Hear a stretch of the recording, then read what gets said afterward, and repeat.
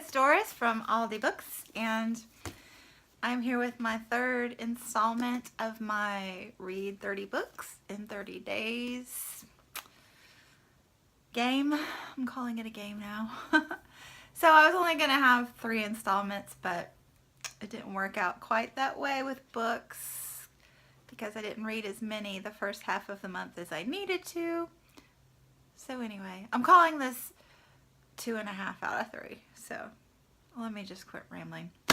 Anyway, the next one I finished was The Dark Circle by Linda Grant. This is excellent.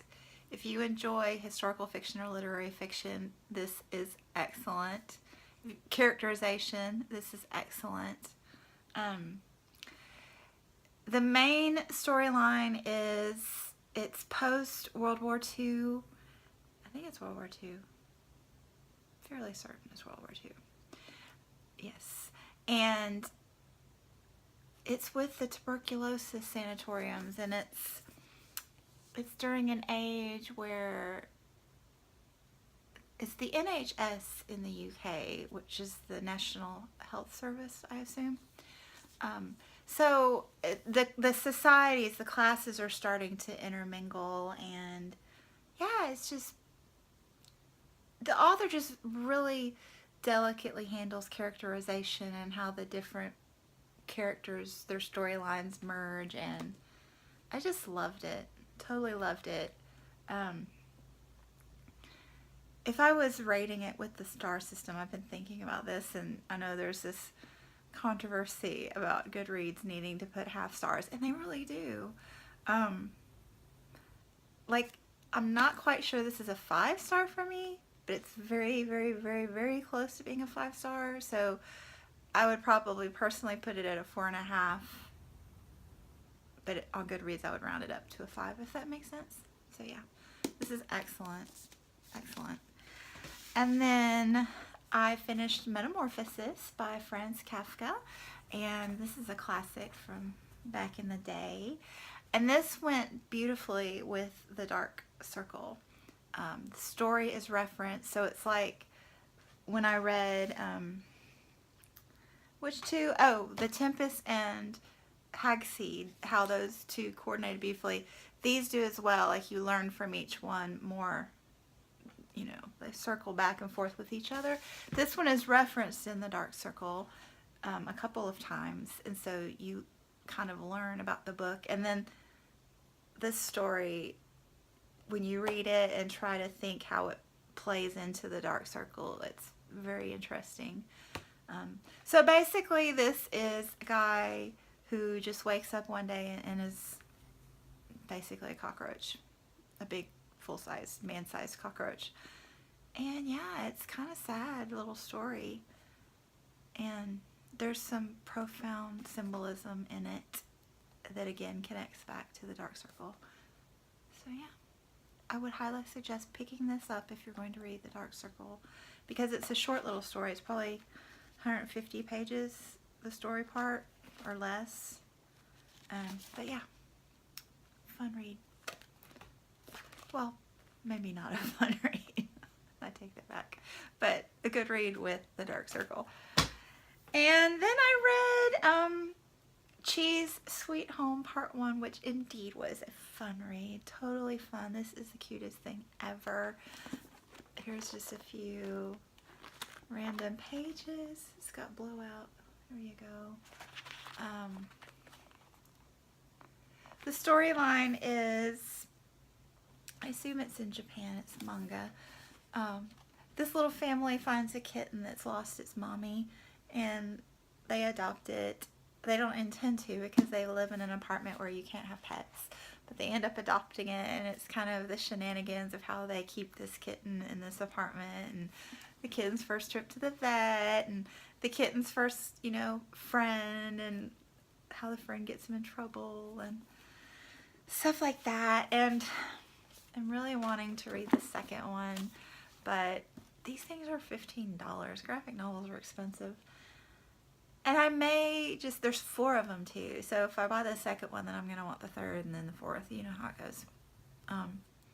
So I probably will keep my eye open for a while and see if I get a deal somewhere. And if not, I'll probably just go ahead and buy at least the second one. Because I want to see how the little friendship with the big boy kitty, how that works out. I think it's funny.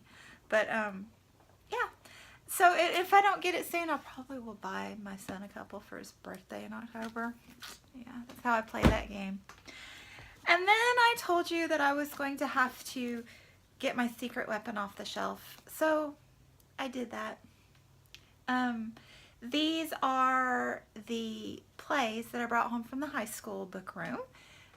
And I'll link that video down below. And I asked opinions on what I should read in the high school book room. And someone gave me some really good advice and told me I should read all 5 of these and read them in chronological order, which was a brilliant suggestion. So I will link her below because I forgot to look before who that was.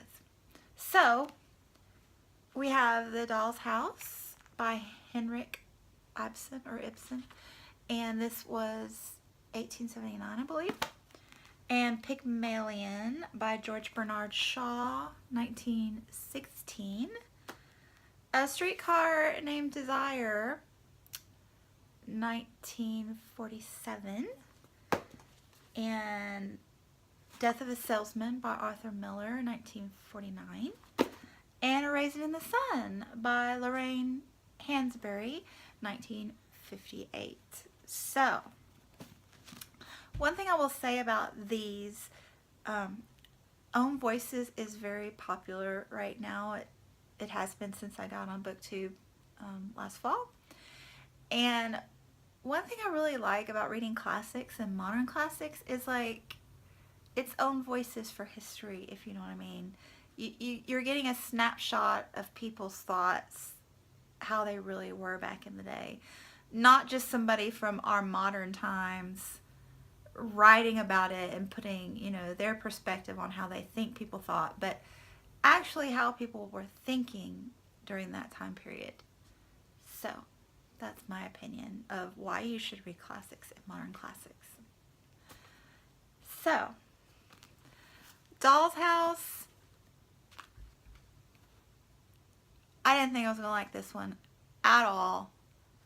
I was probably going to give it like a 2 because I thought it was so stupid. The husband and wife in this story got on my nerves real bad. Totally, ew, whatever you say, wife, and patronizing husband to the nth degree. I mean, I'm not ever in a relationship with a man who tells me I can't have macaroons if I want them, whatever. So anyway, yeah. But I will say the last act, it totally pulled itself out. Some of the characters made very difficult but intelligent decisions. Yeah. I still probably wouldn't give it more than a 3 or so, but it wasn't a 2. It was definitely a solid 3. And then Pygmalion, My Fair Lady. Delightful. This is a 5. I love this story. I love My Fair Lady. This reads just like the movie, or the movie plays just like the book is what you really should say. The movie does kind of finalize the ending, whereas the book leaves it a little more open-ended for you to imagine. And I'm fine either way.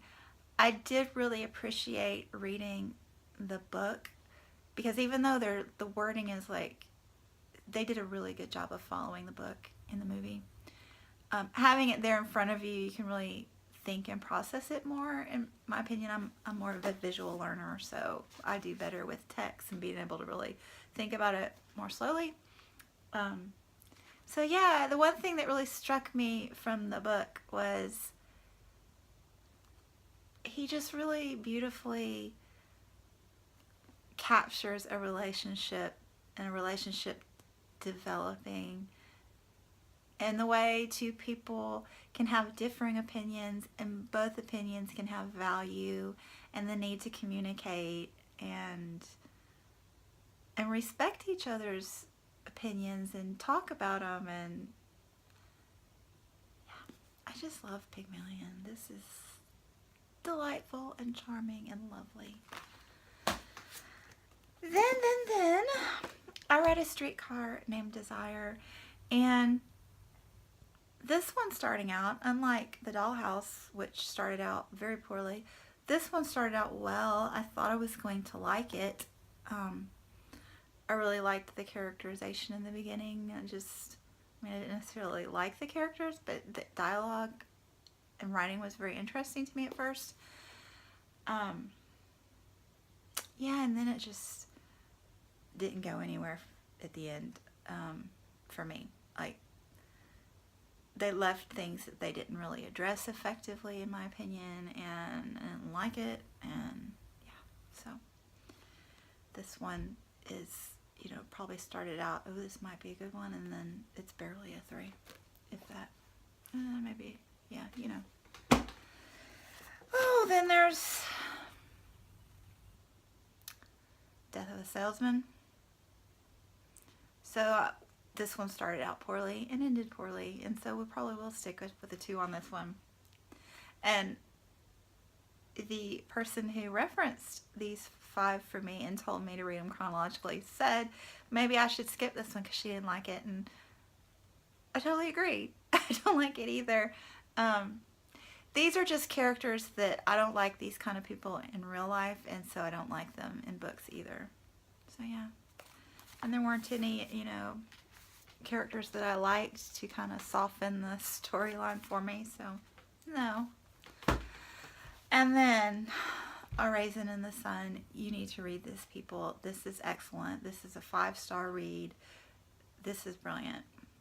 It just so effectively captures so many aspects of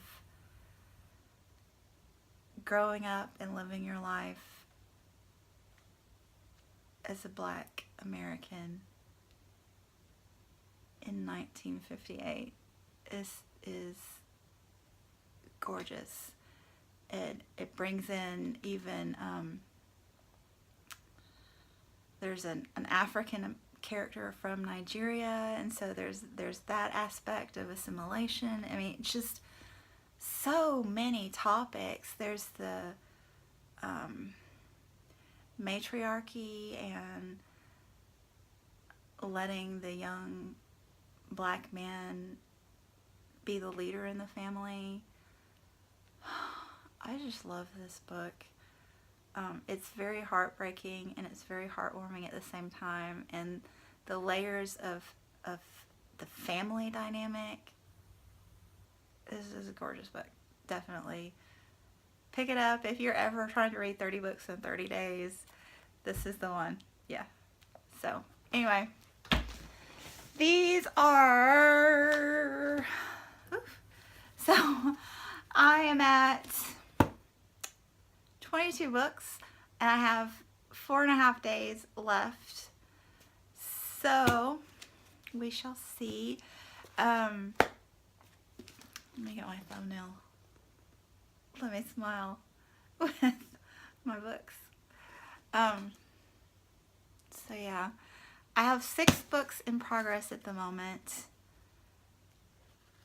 I need 8 to finish.